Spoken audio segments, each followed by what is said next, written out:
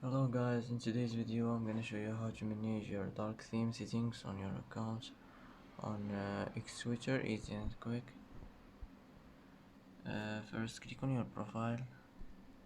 Now here you'll find this icon, click on it. And here you'll find the dark theme settings. Here you can manage your dark theme settings easy and quick. And that's how to manage your dark theme on your account on X-Switcher, easy and quick. And that's it for today. And that's it for today's video. If you like this video, don't forget to like and don't forget to subscribe. I hope this video is helpful for you, and thanks for watching till the end, and see you in the next video.